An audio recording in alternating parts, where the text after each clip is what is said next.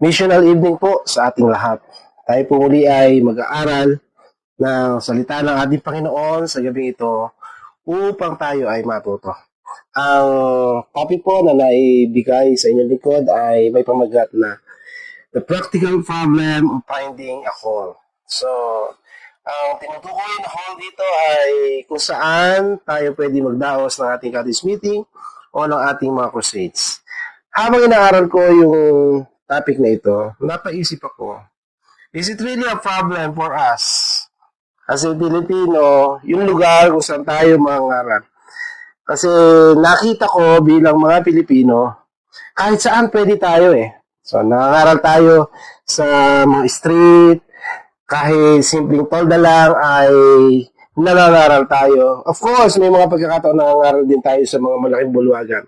At naisip ko at naunawaan ko na dito sa topic na ito ay mayroong mas higit na dapat nating maunawaan na mga problema, of course, solusyon ay binibigay ng ating Panginoon. Hindi ko na po siya babasahin isa-isa, subalit bibigay ko po sa inyo yung 4 na lesson or punto na aking natutunan dito sa topic na ito. Number 1, courage in the midst of conflict. Sabi sa ating babasahin, we think Satan has made his seat in that place to work out his deeds, that the laborer shall be discouraged and give it up.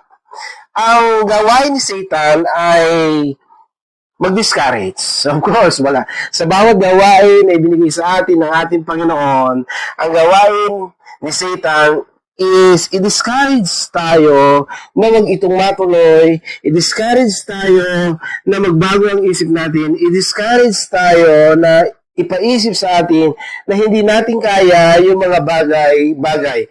Pero, gusto ko maunawaan natin that the presence of Satan, the opposition, is not a sign of failure, but evidence that God's work is advancing. Ito'y nakakahulugan ng gawain ng ating Panginoon ay nag-advance. Kaya nga naroon si Satan sa bawat Boys of Youth na aking nasamahan, I can say na nagpaparamdam talaga si Satanas. Hindi lamang sa mga tao na ating kinakausap o inaaralan, kundi mismo doon sa grupo, no, na gumagawa doon sa bukurin, talagang makikita natin kung paano si Satan pinipilit, hinihimok ang mga members nito na sila ay magkawatak-watak, sila ay magkaroon ng problema, sila ay magkaroon ng mga bagay na hindi pagkakaunawaan. But that thing ay nagsasabi sa atin na tunay nga na tayo gumagawa sa gawain ng ating Panginoon. Ang sabi sa letters and manuscripts, Satan attends every board meeting, at hindi pala every business meeting, and every committee. At ang gawain ni Satan is to impress kung sino man yung naroon na may mahirap pagtitiwala sa ating Panginoon na magbigay ng mga suggestion, magbigay ng mga plano na siyang pipigil sa gawain ng ating Panginoon. So, napaka matindi ni Satan. The presence of Satan sa bawat pangaral na ating ginagawa ay nangangahulugan na tayo naman ay nasa panig ng ating Panginoon. Kasi hindi gagawin ni Satan na harangin ang isang gawain na kanya na. Hindi gagawin ni Satan na harangin isang gawain. Ito'y mapapabuti sa kanya. Inaharang ni Satan ang isang gawain sapagkat alam niya na ito'y gawain ng ating Panginoon. Number 2 lesson na gusto ko i-share sa inyo. Lean on God's wisdom, not human effort. We must seek wisdom of God, for by faith I see a strong church in that city. Sabi ni Ellen White. No? At hindi pala nung pag-aaral na ito. Sabi ni Ellen White, I see a strong church in that city. Nakakita ako ng isang malakas, matatag na iglesia doon sa city na yon. Bakit nagkaroon ng matatag, malakas na iglesia doon sa city na yon? Dahil ba magaling yung mga members? No. Dahil ba maraming mayaman doon? No. Dahil ba maraming mga talented na mga members doon? No. Ang sabi sa ating pag-aaral, our work must be to watch and pray. tayo mananalangin sa ating Panginoon at doon tayo huhugot ng kalakasan, mga kapatid. At kapag ang bawat member ng iglesia ay natuto ng tunay na pananalangin, ng taimtim na pananalangin, doon tayo huhugot ng ating lakas at pag-asa, sapagkat yun ay ang pag-asa na nagmumula sa ating Panginoon. Hahanap tayo ng counsel niya at doon tayo makakita ng karunungan na nanggagaling sa kaitaasan. Ang pananampalataya ay nakakakita ng pagtatagumpay, samantalang ang ating isip palaging obstacle ang ating nakikita.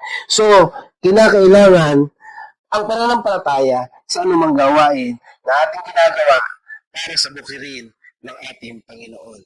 Sabi sa Selected Messages, Book 3, page 172, faith is not sight, faith is not feeling, faith is simply to take God at His word.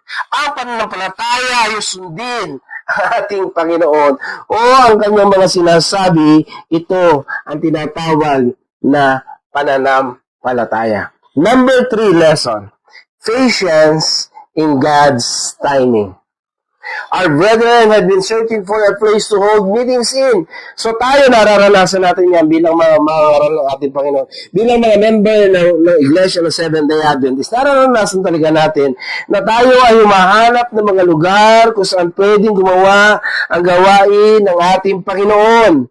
Pero kapag dumating na tayo sa lugar na yun, perfect na yung, iniisip natin, perfect na yung place na ito. Pero minsan nagkakaroon tayo ng problema. Marahil, kulang tayo sa resources, wala tayong pera, at marami pang iba. Pero ito'y tinuturuan tayo na kung tayo maghihintay sa kagustuhan at timing ng ating Panginoon, because God's time ay laging right time, ay nangangahulugan na tayo ay mapapabuti. Ang paghihintay sa kung ano yung gusto ng ating Panginoon ay nagbibuild ito ng tinatawag na spiritual maturity. Kaya pala tayo tinawag ng mga Seventh-day Adventist, mga minamahal kong mga kapatid, sapagkat marunong tayo maghintay, hindi lamang sa ikalawang pagparito ng ating Panginoon, kundi sa kung ano yung kalooban ng ating Panginoon. At palatandaan, mga kapatid, na isang taong matured sa pananampalataya, yung marunong maghintay. Because yung paghihintay itself is a sign that we have faith in our God. Testimonies for the Church, Volume 2, 191. The delay is for their advantage. Kanino daw yung advantage? Sa atin. Sa atin yung advantage kapag minsan yung kalooban ng Panginoon ay hindi natin agad makita. Minsan kapag yung mga panalangin natin ay para bagang hindi nangyayari. Minsan yung kagustuhan natin ay para bagang iba yung nangyayari. At tayo patuloy naghihintay sa kung ano yung gusto ng ating Panginoon sa ating buhay. Ang sabi nito, it is for our advantage. Bakit? To show the true state of their hearts. Sapagkat kung papaano maghintay ang mga lingkod ng ating Panginoon, ay doon makikita ang tunay na kalagayan ng ating puso.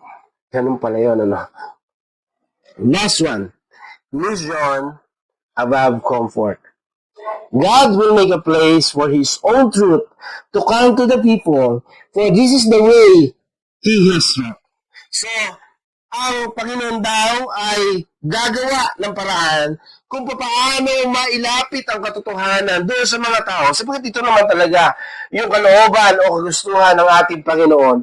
Sabi nga sa Bible, kung ayaw natin magsalita, maging ang mga bato'y magsasalita. Pero alam ko naman, mga kapatid, na tayo gagamitin ng ating Panginoon upang ang mga tao na ating nais na padalhan ng pabalita ng ating Panginoon ay maunawaan nila ang kanyang banal na kalooban. Hindi dahil sa ating galing, hindi dahil sa ating kakayahan, kundi dahil umasa tayo sa galing at kakayahan ng ating Panginoon. The goal is not convenience, but faithfulness in proclaiming truth wherever possible. So kahit saan possible na pwedeng mangaral ay mangaral.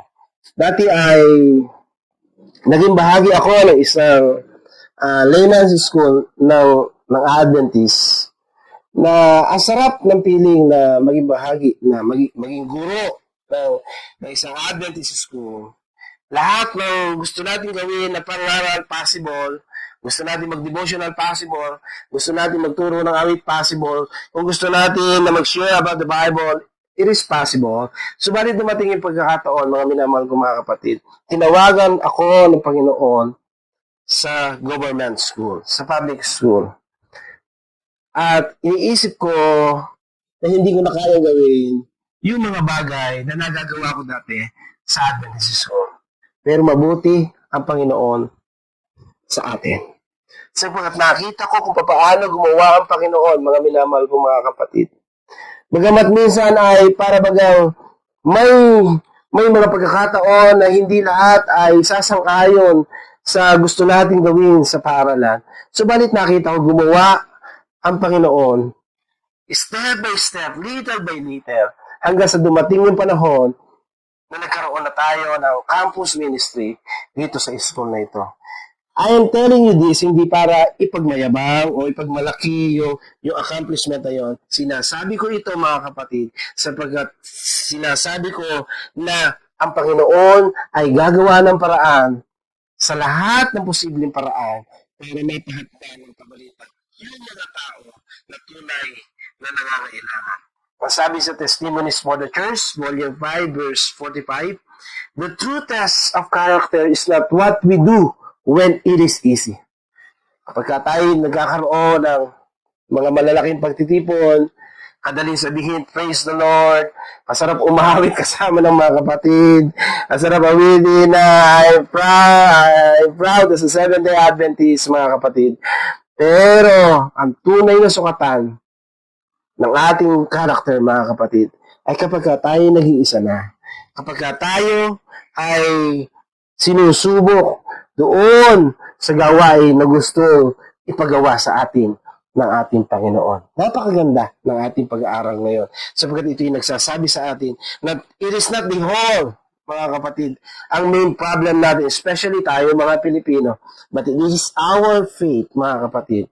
It is our obedience to God, ang tunay na suliranin ng bawat isa sa atin. Ito ay ang ating puso, ang nilalaman ng ating puso, kung paano tayo magtatalaga sa ating Panginoon, ang tunay na suliranin kapag tayo nalalagay sa isang pangangaral o pagliligtas ng kaluluwa. Isa-isahin po natin. Lean on God's wisdom, not human effort. Patience in God's timing, mission above comfort. At para mas madali nating maunawaan yung mga bagay na ito, mga minamahal kong mga kapatid, tandaan natin acronym ng mga bagay na yan, CLPM. Missional evening po sa ating lahat. God bless.